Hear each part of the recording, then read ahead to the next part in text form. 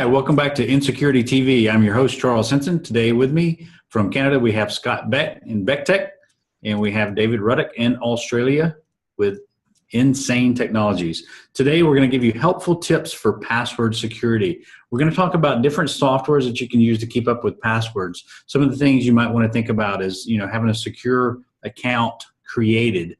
We're going to talk about a little bit about encryption. Not going to get techie with you. We're going to talk about two-factor authentication, explain what that is, and then we're going to talk about how to keep your passwords private and how to use different passwords on your various sites that you need, as well as your emails, your different logins that you have. Because guys, we know that there's tons of passwords to keep up with now. Today, with social media growing, with the different apps we're using, all these different products, services, every time you go to order something, whether it's on Amazon, eBay, then you need to pay with PayPal, or you need to log into your credit card. I mean, everything has a different username and password nowadays. David, we were talking offline. You had some great sources that you've used in the past and that you recommend to clients. You want to dive into that? Sure. So, the topic comes up all the time. I hate storing passwords. I hate having to remember them. I suppose my password isn't that good, and usually they're not. We've been using it in our office for quite a while now, Lastpass, which is Lastpass, as in the last password you'll ever have to remember. And there's a bunch of competitors as well. There's Dashlane, KeePass, OnePass, and RoboForm, and heaps others. The reason we've been using Lastpass is quite simply it's really, really easy to use. And essentially Lastpass, you create a password over your last password database, and then inside it, every time you add a new website, it encrypts. It generates a secure password for you so that you don't have to come up with one, because it's been proven time and time again that we as humans pretty much suck at creating complex passwords. So this program allows you to create a complex password, store it, and never have to remember it, because it will automatically enter it into web browsers for you. And if you pay the $12, I think it is, a year for a license, you get plugins for your iPhone, Android, BlackBerry, Windows Phone. And so all of a sudden you've got this awesome password database that you can take anywhere with you. And no longer do you have to have, one password for pretty much every site you use. So David, are you trying to tell me that it's not a good idea to list my passwords on a piece of paper and hide that underneath my keyboard, or put it up on a sticky note on my monitor? Are you saying that might be a bad thing to do with passwords? Look, I'm not saying it's a bad thing to do, but yeah, it is. Oh yes, it very is. I was sitting down with, I can't say the name of a company, but he was a fairly high up executive of a very, very big international company. And he had to sign into his VPN for their corporate firewall. And he opened up Outlook and went into his contacts and found the contact record where all his passwords were. And I actually jokingly said to him before he went looking for his password, let me guess, it's stored in Outlook, isn't it? And he went, how'd you know? Like, because everyone does. So yeah, Charles, you could probably chime in on this with, it's sort of things you see with your clients as well. Yeah, the biggest thing that I hear all the time is I'm given a cybersecurity, and we're talking about the different password policies and how they should have different algorithms and different uppercase, lowercase, and how long they should be, and you should change them frequently, and how you should never have the same two passwords. You should never use the same password twice for multiple sites. And, people ask me all the time, they're like, well, how do you keep up with all this stuff? And, when I was younger, I could keep up with it in my brain, but now you have to actually use software and different things like Lastpass. And David, just so I understand, and so that we can let the users understand better, you're saying that once you log into Lastpass with the password to log into the site, then you can gain access to all of the passwords for all of your different sites that you need to gain access to.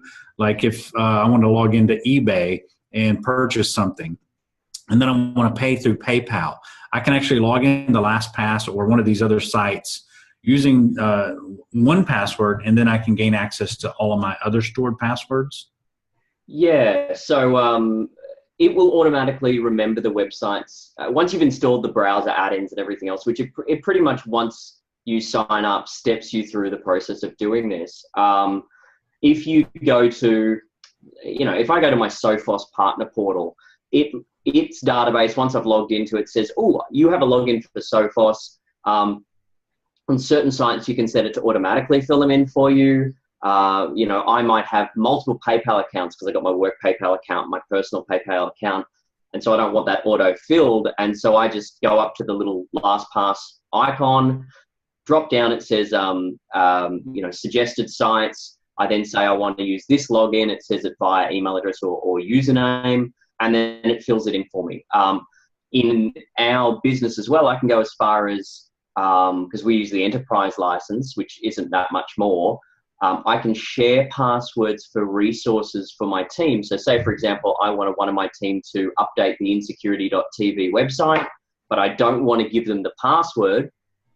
I can share my login credentials for InSecurITy.TV's admin portal, and that user then can log into the website, but they've never actually been given the password. And if somewhere down the track I decide to revoke that access, or that person leaves my company, I can reclaim that credential without ever having given them the password. So and LastPass isn't the only one. As I said before, there are a lot of them out there. It just happens to be the one that we use. So, when we're talking about these, some of the things that we need to think about as we're choosing one of these programs is, number one is, which application do we choose? And really, you just have to go out and do some investigative work and find out, is Dashlane the best one? Is 1Password best? Is LastPass best? And really, that's going to be up to the individual user. It's going to be up to the viewer to go out and look at those and determine which one that they feel most comfortable with and using. You think about it, LastPass was actually compromised a while back, and so they had some bad publicity. But the good thing is because everything is encrypted, nobody was able to see anything. And my understanding is that once that happened, then everyone that was a user got an alert saying, hey, you need to go change your passwords and update, just as a precautionary measure. So some of the things you might look at is, like David said, password sharing. Because you never know, like even if you have a GoDaddy account, you want to renew domain names, you may want to share that information with some of your employees, some of the people that work with you. Maybe you want to share it with your web designer so he can get in and make DNS changes, but you don't want him to have access to change ownership of the domain. You want to retain that kind of ownership. You can still share that information, give them access to that. Some of the other things is, you want to look at auto password creation, so it can help generate passwords, and it can also help with password changes. So David, like if a new password is required on your site, let's say for instance, I get an expiration notice saying my password is going to expire in 7 days. Will LastPass or one of these others, have you seen that where it actually goes in and tells you, hey, you need to do the update on your password? I've not seen it with LastPass, although I do understand some of them will do it. What I have seen with LastPass is it'll tell me if I've got the same, because I've got a lot of legacy passwords, of course, and like every other person out there probably used the same 2 passwords for every website originally. And it'll say to me, hey, this is the same password as another site, or our security team has found out that this website's been compromised, or here's a list of websites that were compromised. You need to go change your password on that. It is meant to do a password changing schedule. To be honest, I've actually never set that up. I'm a bit lazy there. Okay, cool. And so I want to shift gears just a little bit. And Scott, we've used a couple of technical terms, encryption and two-factor authentication. Would you mind sharing with the viewers a little bit about two-factor authentication?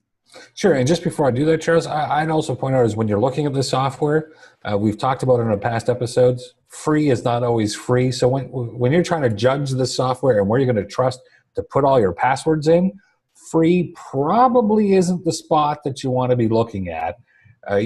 because free means they can't put in the time and the development to keep all that stuff secure as the way they probably should, or you're going to be paying in some other way with stuff, your information, your account being sold, or advertising.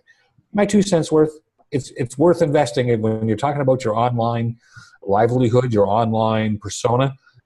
Spending a couple of bucks is probably a good thing in order to do that. Yeah, absolutely. And just for clarity, it's two-factor authentication, not authentication. So I can't speak today. I'm getting tongue-tied. But just for clarity there, I know what authentication is, but just want to make that clear. So the easy example that I can have is if anyone's used any Microsoft accounts. So you sign into the site, and they'll often ask you or will send out a text message to your phone as a second authentication that you then have to re-enter in the information they've sent to you. So one step was entering in the password they had on site. Step 2, or that second factor, would be now entering in the text that they've sent to you, or the code that they sent to you by text. That's one of the more popular ones. There are other two-form authentication out there, but that's the one that most people are going to find on most websites with Google and with Microsoft and a lot of the big guys. In the private world, businesses, there'll be some other versions of it, but they're not as popular that most people might run into.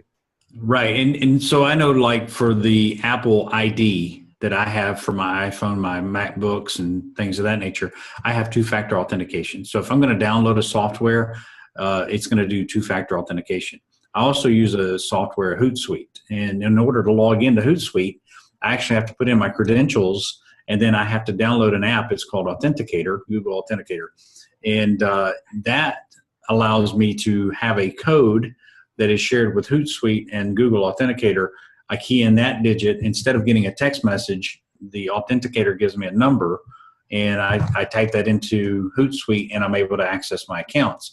And that's simply because I have numerous social media accounts that are set up in there. And so if someone were to brute force into my Hootsuite account, they would have full access to all my social media. So there's a major reason there to use two-factor authentication. David, Charles, I was just going to say, I hear all the time from people saying, oh, but it's a pain to have to go and enter in the other number, or it's an inconvenience. No, it's actually very smart to try to protect that identity. Because as you just said, if somebody happens to guess your password or brute force attack your password, at least there's now another layer of defense to protect you and your accounts and your identity. Yeah, there was a recent case here in the U.S. where a guy had left his wallet in his car. Somebody broke in, stole his wallet. Within 24 hours, they had taken over his identity, maxed out his credit, maxed out all the credit cards, and now he's fighting. And you talking about a pain, now he's fighting to get his identity back and his credit clean.